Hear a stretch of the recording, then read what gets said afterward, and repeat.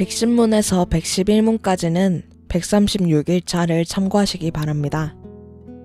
하나님께서는 제8계명에서 도둑질을 하지 말라고 명하십니다. 요리문답은 하나님께서 제8계명으로 금하신 것에 대해서 설명하면서 단지 도둑질이나 강도질뿐만 아니라 이웃의 소유를 빼앗기 위한 속임수나 간계들도 금하신 것이라고 말합니다. 전자와 관련해서는 일반 보편적인 윤리에 비추어 볼 때도 너무나 분명하게 특별한 설명이 필요가 없습니다. 제8계명으로 이해하는 중요한 원리는 칼빈이 말한 바처럼 각 사람이 소유하고 있는 것은 하나님께서 각 사람에게 맡기신 것이라는 사실에 있습니다. 따라서 각 사람의 것을 정당하게 인정하지 않고 그것을 불이하게 탐하는 것은 하나님의 뜻을 무시하고 어기는 것이며 또한 가증한 것이 됩니다. 각 사람은 각 사람의 소유를 그에게로 돌려야만 합니다.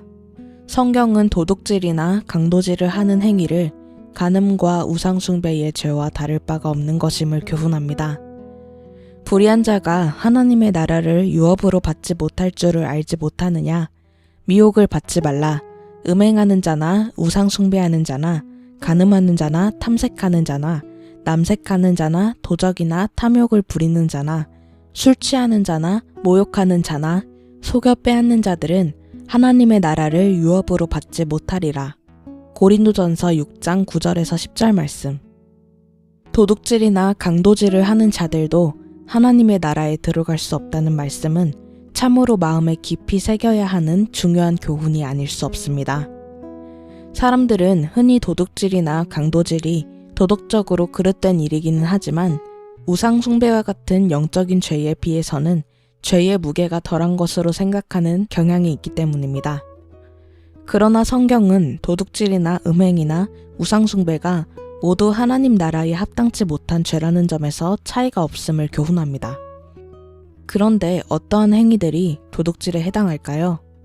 칼빈은 도둑질을 4가지 유형으로 분류하여 제시합니다. 하나는 강제로 다른 사람의 물건을 강탈하는 행위이며 다른 하나는 의한 관계로 속여서 다른 사람의 재산을 가로채는 사기 행위이며 또 다른 하나는 합법적인 방식을 취하여 다른 사람의 재산을 도둑질하는 교묘하고도 간교한 행위이며 마지막으로는 가머니설로 좋은 것을 주는 것처럼 속여서 사실은 그것을 통해 자신의 이득을 취하는 행위입니다. 요리문답은 칼빈의 설명과 마찬가지로 제8계명에서 금하는 것은 단지 실제적으로 도적질이나 강도질의 실제적인 행위만이 아니라 이웃의 것을 빼앗으려는 의도에서 속임수나 간계를 행하는 것도 포함이 된다는 사실을 덧붙여 교훈합니다. 요리문답이 예시하고 있는 구체적인 실례들은 이러합니다. 예를 들어 강제로 또는 합법성을 가장하여 저질러지는 것들, 곧 부정직한 저울이나 계량기나 잣대, 불량품, 위조화폐나 고리대금 등 그가 금하신 기타 여러 수단들을 금하셨습니다.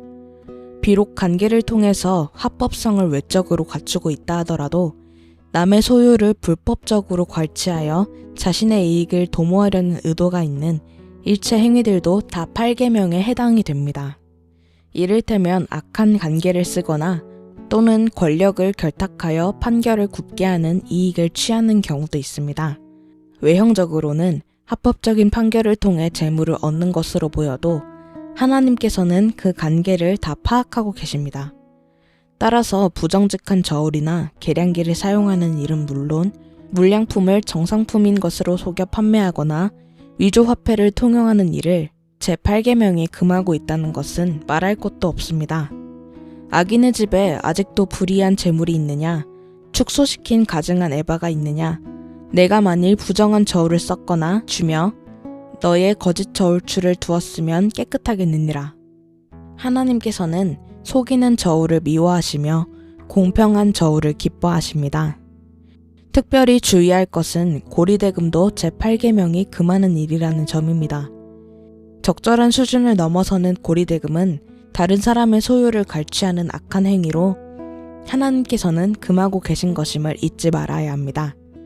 경제적으로 어려운 처지에 있는 수많은 사람들에게 피해를 주고 그들을 극단적인 고통 속으로 몰아넣는 고금리의 사채 사업이 오늘날에도 여전히 성행하고 있습니다. 하지만 이러한 고금리의 삽채 사업은 하나님께서 금하시는 일입니다.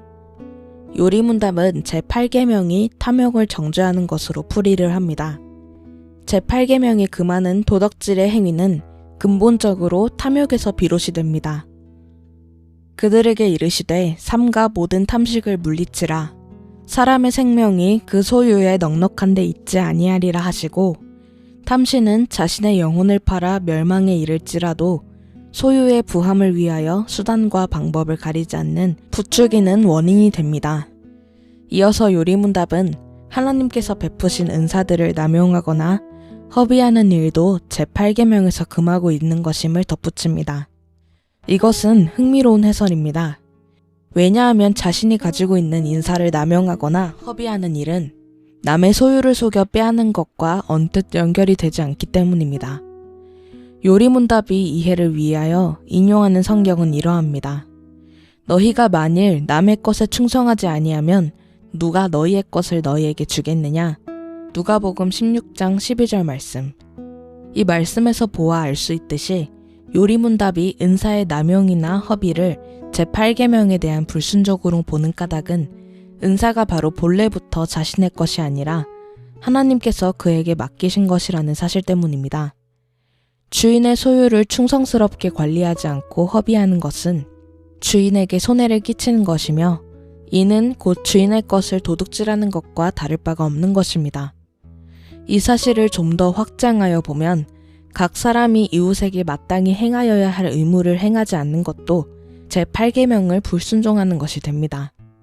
왜냐하면 이웃에게 행하여야 하는 의무는 그 이웃의 편에서 보면 자신이 받아야 하는 권리이기 때문입니다.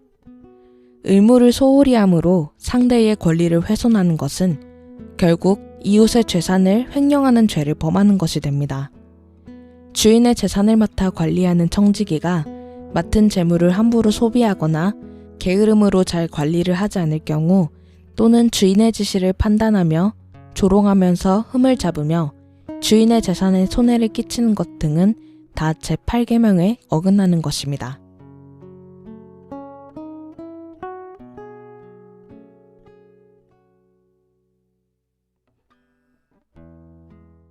나는 오직 주의 인자하심을 의뢰하여 싸우니 내 마음은 주의 구원을 기다리나이다.